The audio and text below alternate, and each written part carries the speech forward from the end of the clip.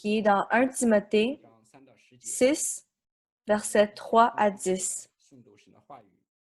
Lisons ensemble. Donc, 1 Timothée 6, 3. Si quelqu'un enseigne de fausses doctrines et ne s'attache pas aux saines paroles de notre Seigneur Jésus-Christ et à la doctrine qui est selon la piété, il est enflé d'orgueil, il ne sait rien, et il est à la maladie des questions oiseuses et des disputes de mots, d'où naissent l'envie, les querelles, les calomnies, les mauvais soupçons, les vaines discussions d'hommes corrompus d'entendement, privés de la vérité et croyant que la piété est une source de gain. C'est en effet une grande source de gain que la piété avec le contentement, car nous n'avons rien apporté dans le monde et il est évident que nous n'en pouvons rien emporter. Si donc nous avons la nourriture et le vêtement, cela nous suffira.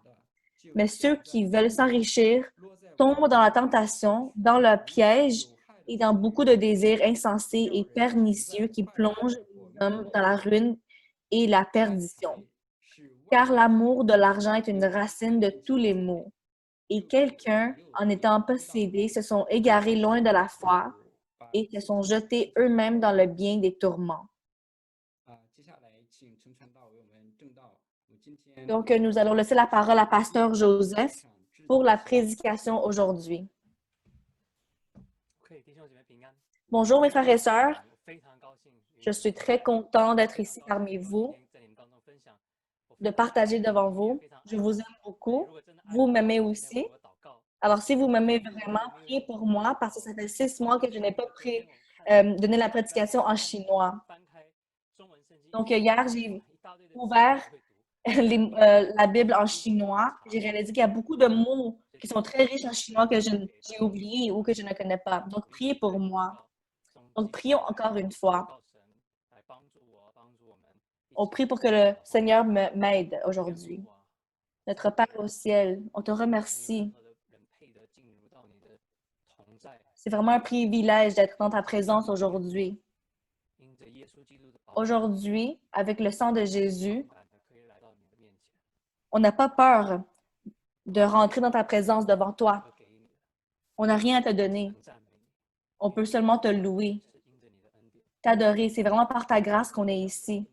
Aujourd'hui, la parole qu'on va regarder, Seigneur, que tu guides ma bouche. Parce que des fois, c'est difficile. Même les personnes qui vont entendre, c'est un peu difficile. Ça se peut que la parole est un peu difficile à entendre. Que ton Saint-Esprit soit parmi nous. Que tout ce qu'on dit, tout ce qu'on entend, c'est dirigé par toi. Ce que tu nous donnes aujourd'hui, c'est la bonne nouvelle. C'est pas une mauvaise nouvelle, mais c'est une bonne nouvelle pour qu'on puisse se débarrasser du péché, une vie qui est dans le désespoir, pour qu'on puisse entrer dans une vie qui est glorieuse en ta présence. Je prie tout ça au nom de Jésus. Amen. Aujourd'hui, ce matin, on est dans Timothée 6, 3. On remercie la personne qui a lu la parole. Je suis très contente de la louange qu'on a choisie aujourd'hui. Le titre, c'était « Je suis satisfait en Jésus ». Donc, c'est exactement le sujet d'aujourd'hui. Cette chanson reflète exactement le message d'aujourd'hui. Donc, moi, je suis quelqu'un qui a grandi au Canada. Donc, pour moi, quand je lis la parole en chinois, il faut que j'aille sur Google Translate pour aller le traduire.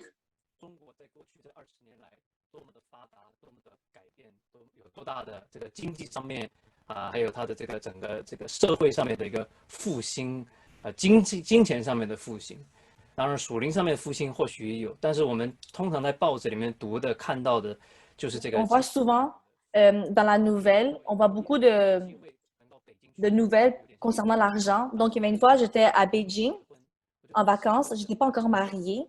J'étais super excitée d'aller à Beijing. Donc, c'était le soir quand mon avion a atterri. On a loué un taxi. On a payé 2 jours de paie pour que le taxi nous accompagne pour 2 jours. On est arrivé le soir vers 10h à 11h. il est venu nous prendre. J'ai discuté avec lui.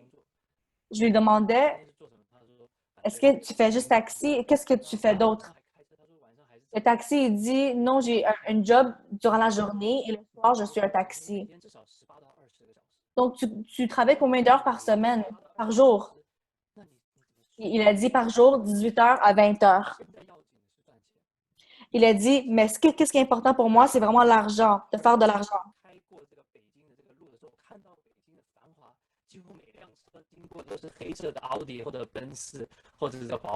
Donc,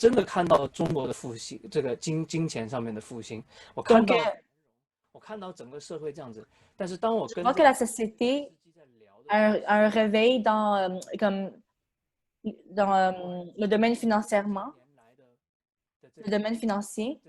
Mais quand je parlais avec ce taxi, je sentais une tristesse parce qu'il mettait tellement de l'importance sur l'argent et ça me rendait un peu triste. Donc, cette soirée, ça m'a vraiment impacté. Ça fait des années, mais je n'ai jamais oublié. Qu'est-ce que ce taxi m'a dit? Parce que ce taxi m'a dit, qu'est-ce qui est important maintenant, c'est vraiment de faire l'argent. Je suis sûre que c'est pas juste lui qui pense comme ça. Et c'est vraiment une nation qui pense comme ça. Et ça, c'est triste. Donc aujourd'hui, dans la parole, il y a une bonne nouvelle que le Seigneur va nous donner. Il veut nous libérer de notre amour pour l'argent pour qu'on puisse avoir une vie satisfaite en lui. Le Seigneur veut nous libérer de cette prison où est-ce qu'on adore l'argent pour qu'on puisse être satisfait en lui. Ça, c'est vraiment le sujet d'aujourd'hui.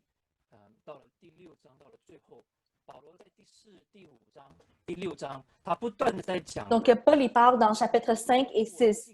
Comment qu'une personne puisse mener une vie de piété et de sainteté. Mais dans tous ces commandements, il parle aux personnes qui ont compris chapitre 1 à 3, donc des chrétiens. Donc, une personne qui a été touchée par l'Évangile, qui a été transformée par l'Évangile. Donc, Paul parle à des personnes qui ont vraiment été transformées par l'Évangile.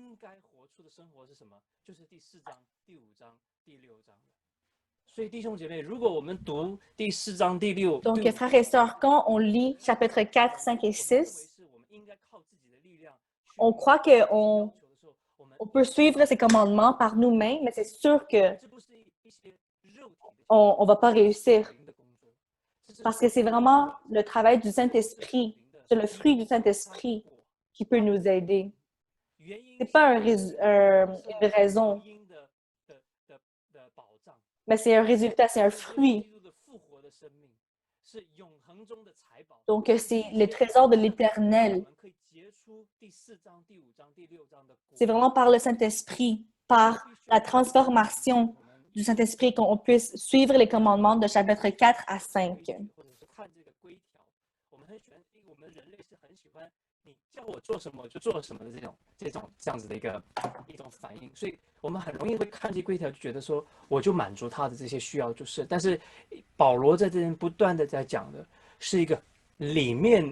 Paul, qu'est-ce qu'il parle ici dans ces chapitres? C'est vraiment une transformation à l'interne.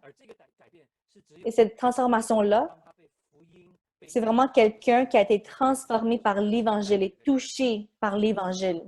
Donc, dans le chapitre 4, l'Évangile, il transforme dans plusieurs aspects de notre vie.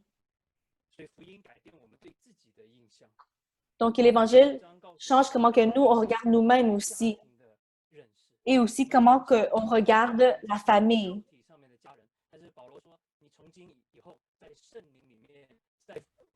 Avant, on regardait la famille comme les familles biologiques dans la chair. Mais avec l'Évangile, tous ceux qui croient en Jésus, c'est notre frère et sœur et notre famille en Christ. Donc, on voit la semaine passée et tout ça, comment que l'Évangile transforme la façon dont nous regardons nos travails.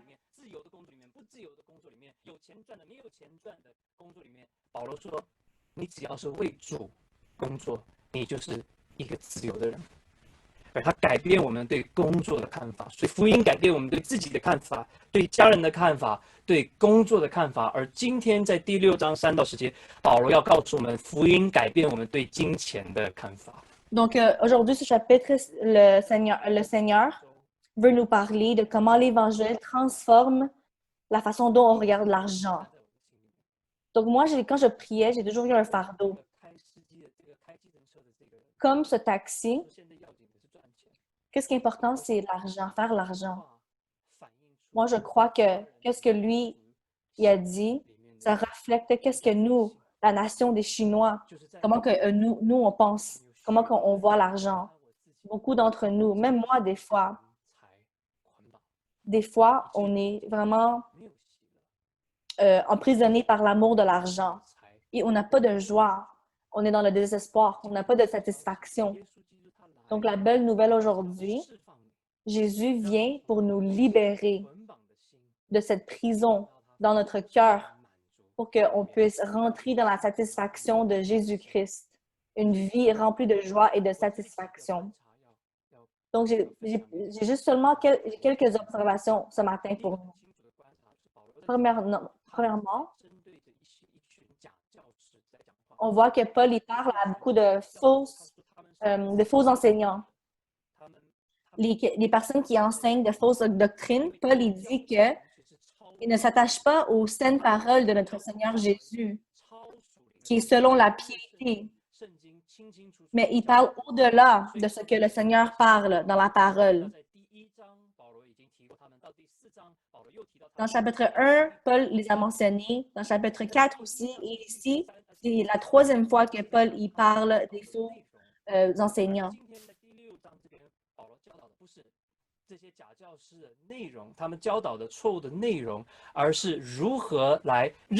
Donc, il parle comment, dans ce chapitre, comment réaliser que ces enseignants sont faux. Donc, comment faire?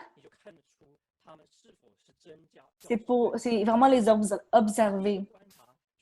Première observation, un faux enseignant, on peut remarquer qu'ils sont faux d'après la façon qu'ils regardent l'argent.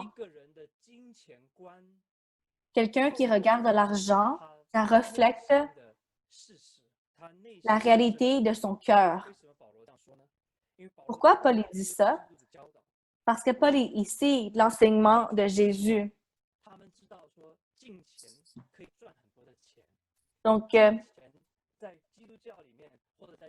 ça dit, il pense que les personnes dans la piété peuvent avoir beaucoup d'argent.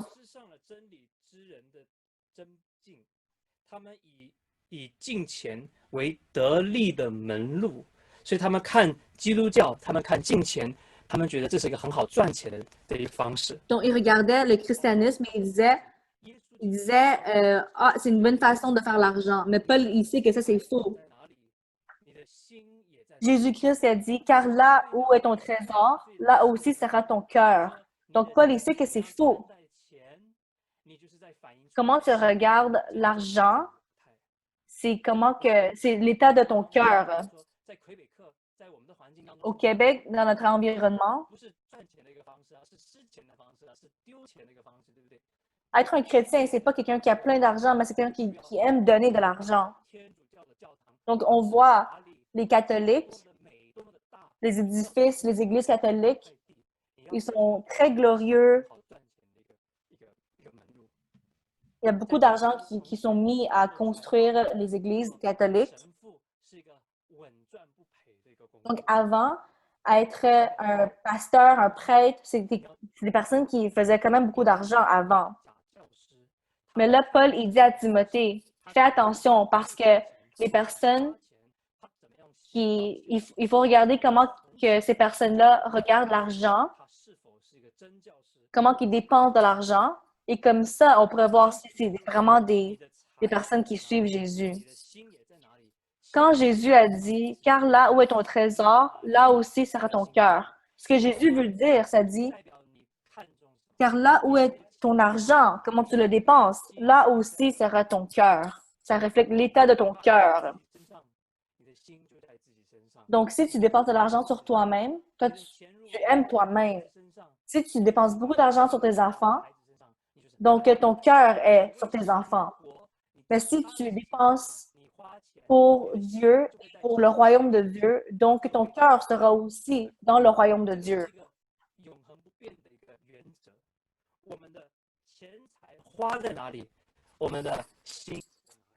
Donc, où on dépense notre cœur, notre argent, c'est vraiment où notre cœur est.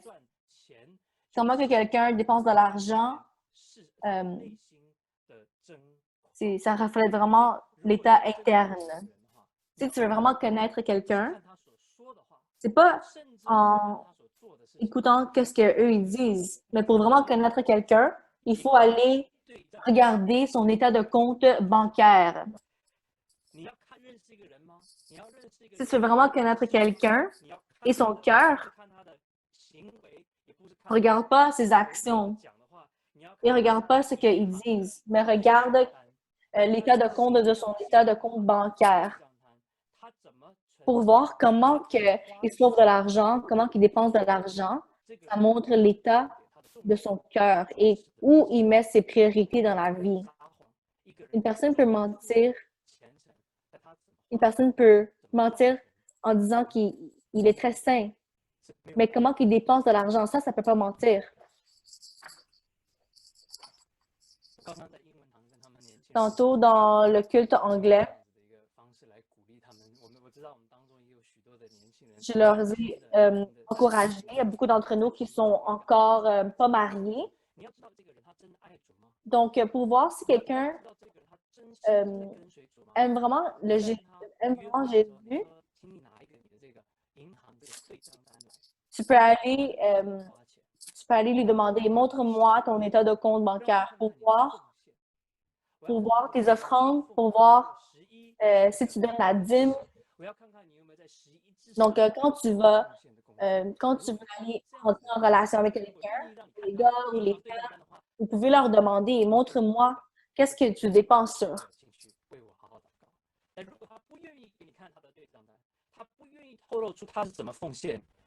Donc, si cette personne ne veut pas te montrer comment il dépense l'argent et s'il donne la dîme ou les offrandes pour Dieu, peut-être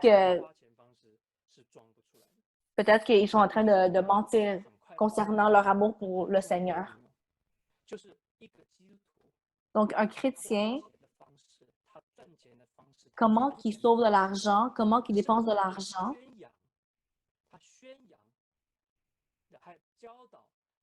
et comment il enseigne. Qu'est-ce que lui, il enseigne de la bouche?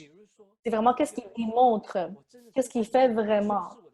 Si quelqu'un dit, Jésus, tu es mon trésor, tu es tout ce que j'ai besoin dans la vie, c'est la chose la plus merveilleuse au monde. Mais si quelqu'un dit ça, mais la façon dont il dépense l'argent et comment il sauve l'argent, il est en train de dire au monde s'il aime vraiment le Seigneur Jésus. Quand j'écrivais ça, j'avais beaucoup de larmes. Beaucoup de parents parmi nous. On peut louer le Seigneur, on dit, Seigneur, tu es le meilleur. Seigneur, on t'aime. C'est tout ce que j'ai besoin. On le déclare avec une voix forte. Mais à l'interne, notre cœur reflète comment on dépense de l'argent. Il faut que les parents disent aux enfants que le Seigneur est meilleur que tout. Mais si vous leur montrez que les investissements, la maison, la voiture est plus important que les dîmes et les offrandes, donc il y a un problème.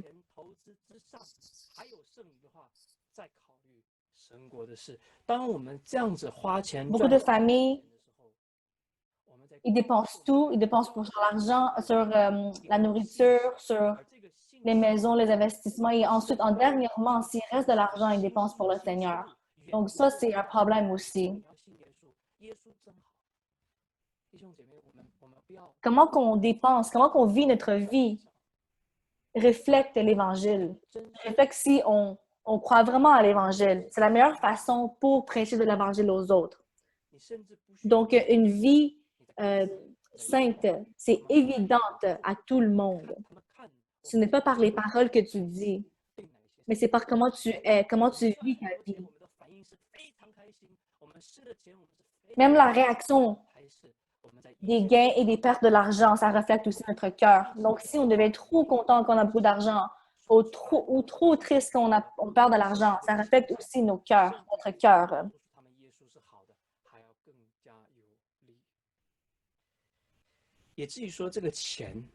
Donc, l'argent, comment qu'on sauve, comment qu'on dépense, c'est très important en termes d'éducation.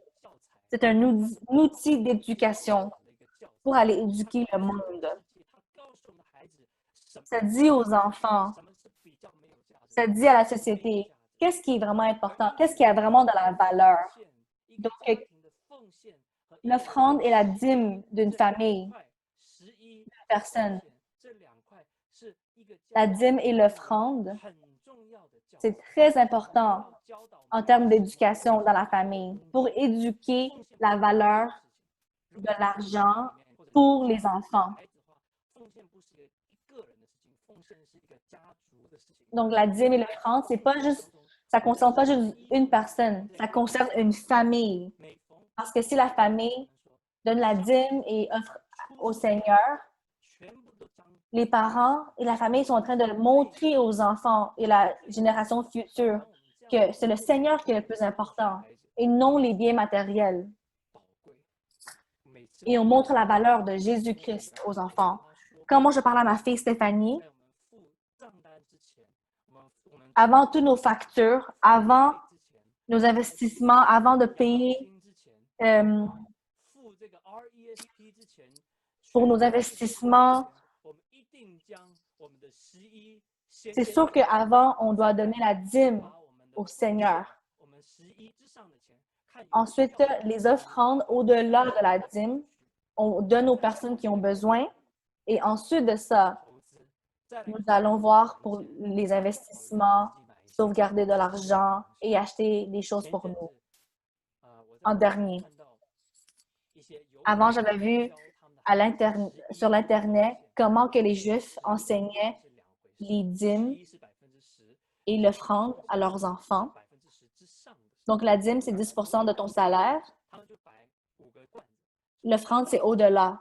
Donc, je vois, il y a les Juifs, comment ils enseignaient leurs enfants. Ils avaient 5 pots, un gros pot, ensuite un moyen, un plus petit et le 5e qui est le plus petit. Donc, ils les enseignaient comme ça. Donc, dans le premier pot, le plus grand pot, c'est pour Dieu. Ensuite de ça, celui d'après, le pot d'après, c'est pour la charité, pour les organismes qui ont besoin d'aide. Ensuite, c'est les investissements. Ensuite, c'est sauver de l'argent. Et ensuite de ça, le dernier, en dernière place, le plus petit pot, c'est pour nous-mêmes. Donc, même les enfants de 3 ans, des fois, ils n'ont pas besoin de donner l'argent au plus grand pot au Seigneur. Beaucoup des enfants même, leur premier réflexe, c'est de garder l'argent pour eux-mêmes. Donc, il faut les enseigner sur l'ordre.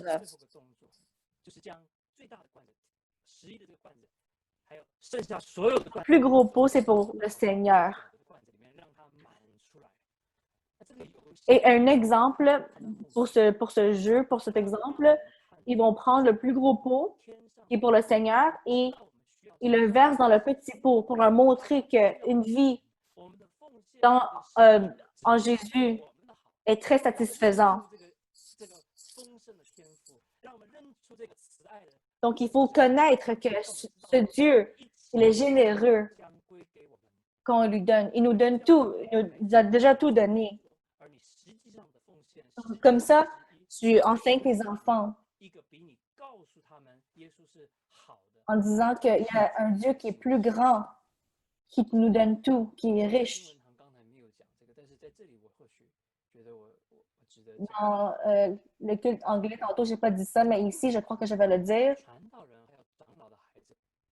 Les enfants des anciens et les enfants des pasteurs, ils voient très clairement comment leurs parents dépensent avec leur argent. Ils voient à l'église comment que vous êtes, comment que vous vivez votre vie et ils vous observent dans la maison. Est-ce que vous vivez ce que vous prêchez à l'église? Donc, en grandissant, moi, je regarde mes parents. Mes parents, j'ai pas vu beaucoup de choses. Par exemple, pas trop de talent. Je trouvais que je manquais beaucoup. Mais quand ils sont à l'église et ils prêchent, ils disaient, Jésus est le plus important pour moi. Jésus est tout ce que j'ai besoin. Et quand moi, je reviens chez moi, c'était très évident. C'était la façon qu'ils vivaient, c'était comme la preuve de ce qu'ils disaient à l'église. Sauver de l'argent,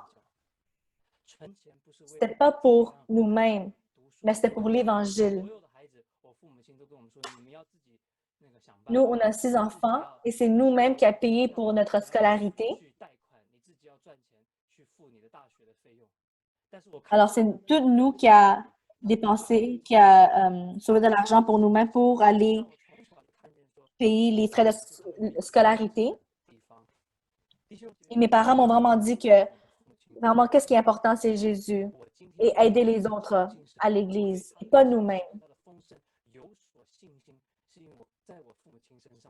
Donc, moi, j'ai vraiment vu ça, cette réalité dans mes parents. Ils vivaient ce qu'ils prêchaient, surtout sur le domaine de l'argent. Donc, vous, comment vous éduquez vos enfants? C'est comment que vous allez prêcher l'Évangile à vos enfants.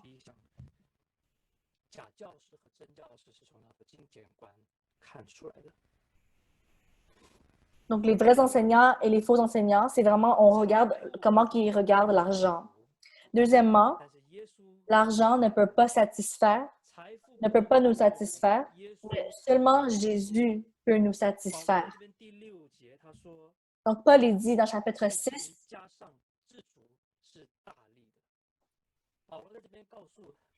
il dit, c'est une grande source de gain. Dans verset 6, ça dit, c'est en effet une grande source de gain que la piété avec le contentement. Donc, le Seigneur nous dit, tu veux l'argent, tu veux être riche? Moi aussi, je veux que tu sois riche. Moi aussi, je veux que tu sois satisfait. Mais le Seigneur dit, je ne veux pas que tu sois juste riche avec l'argent sur terre et satisfait avec ce que tu as sur la terre. Moi, ce que je veux que tu sois riche en moi. Être riche éternellement, être riche spirituellement. Le Seigneur ne va pas te laisser sans nourriture. Le Seigneur, il se soucie des moineaux dans les ciels, dans le ciel. Alors, il se soucie de nous. Il veut qu'on soit riche. Il veut qu'on soit satisfait.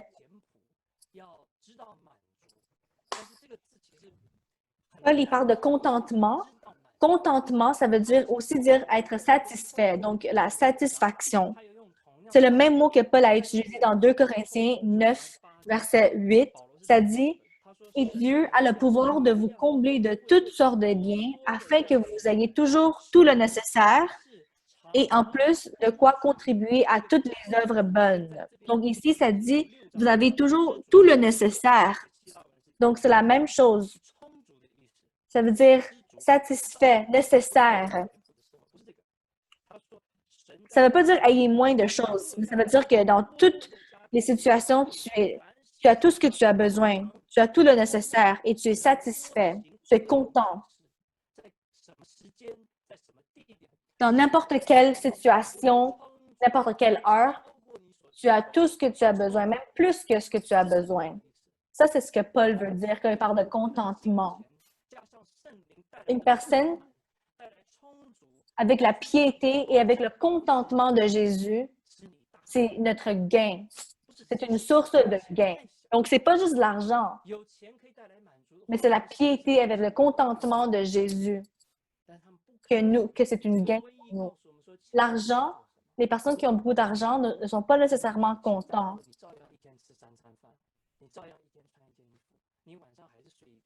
Même si tu es riche ou si tu es pauvre, tu dois manger 3 fois par jour, tu dois dormir. Tout le monde est le même. Et surtout avec le virus et le confinement, on voit qu'il n'y a pas de différence entre les personnes qui ont beaucoup d'argent ou qui sont pauvres. Tout le monde souffre de la même façon. Donc, Paul, il parle de... Paul, il dit pas « Ah, vivez simplement, vivez avec moins de choses matérielles ». C'est pas ça que Paul il veut dire. Il dit pas « Ah, vivez une vie qui est... » Même si votre bien matériel n'a pas augmenté, même si votre salaire n'a pas augmenté, mais vous êtes riche. Donc, ce n'est pas une vie simple qu'on doit vivre. C'est une vie riche, mais riche en Jésus-Christ. Tout est à toi. Tout appartient déjà dans ce monde. Donc, aujourd'hui, si tu es un chrétien, je t'invite au nom puissant de Jésus et le baptême du Saint-Esprit, prie et prie pour ton cœur. Donc, peut-être parmi nous, si vous n'êtes pas encore chrétien, je te dis, tu n'as plus besoin d'avoir de la satisfaction à travers les biens matériels et l'argent. Votre espoir n'a pas besoin d'être bâti sur ça. C'est possible pour toi de vivre une vie dans la richesse, dans la paix, dans la bonté, dans l'abondance, dans la joie. Donc, est-ce que le Seigneur est vraiment venu dans votre cœur? Si oui, tu peux avoir ces choses-là qui sont éternelles. Donc, prions ensemble. Notre Père au ciel, mon Seigneur, mon Dieu, je sais que mes paroles sont limitées. Ce que je peux exprimer est limité. Ce que je peux dire, ce que je peux exprimer. Alors, je prie que le Saint-Esprit peut transformer ma prédication en une réalité, que tu nous amènes, tu nous as amenés dans un pays qui est tellement riche déjà. Tu veux qu'on soit une bénédiction pour le peuple. Mais je sais que certains d'entre nous ici, à cause de leur argent, leur futur, ils ont abandonné l'adoration du Seigneur. Ils ont abandonné les petits groupes, les cultes. Donc aujourd'hui, je sais que tu leur dis, ma fille, mon fils, même si tu as tellement d'argent, tu ne peux pas être satisfait complètement. Qu'au nom de Jésus, tu libères ces personnes qui sont en amour avec l'argent. À partir d'aujourd'hui, à partir de demain, dans le travail, dans la vie, qu'ils puissent te glorifier.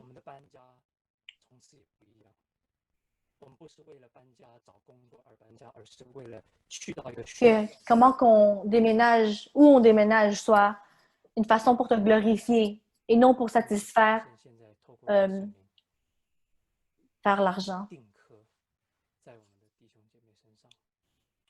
Seigneur, que tu nous libères.